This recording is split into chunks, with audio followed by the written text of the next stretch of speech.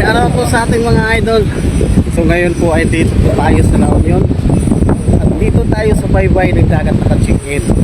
So titingnan nyo. Oh, napakaganda ng view dito mga idol. Ayan. So aling tapat. Sobrang init mga idol, sobrang init. Okay, so sabi mamaya dito, so maraming maliligo mamaya daw dito. Maganda sa dito mga babae. Ayan. Yan. So, ang ganda talaga ng view. Dito yan sa La Union. Dito lang yan sa La Union. Titingnan nyo yung buhangin.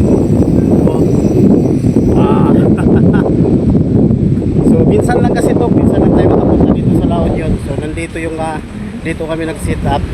Kaya lubos-lubosin natin na kuha na ng magandang video dito yung kanilang beach.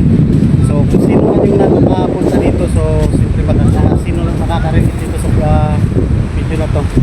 So ayan o. Kaya sa mga moment na to, sa mga ganang pagkakataon na to, kailangan natin na siyempre kuha na ng mga video kasi siyempre minsan lang naman tayo kasi makapunta rito. Ayan o. Oh, yan. So sobrang init ngayon yung mga idol. Napakainit talaga ngayon. Tanghaling tapat. So katatapos lang kasi ng sit up namin. So dito kami nag-check-in. Ayan yung dyan kami nag-check-in. So ganda rin ang tawag dito hotel na kung saan naka-check-in kami. Ayun. So ayan, lang tayo nang ikot to.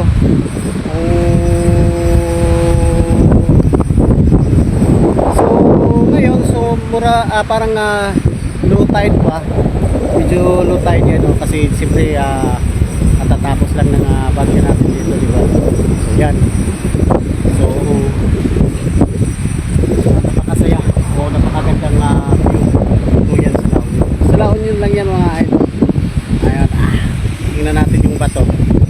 Ayan, may bato dyan. Oh, kailangan na natin pumasok sa ating galungga dahil sobrang init. Kailangan natin ng video yan. Yung mga kasamahan natin. Ayan.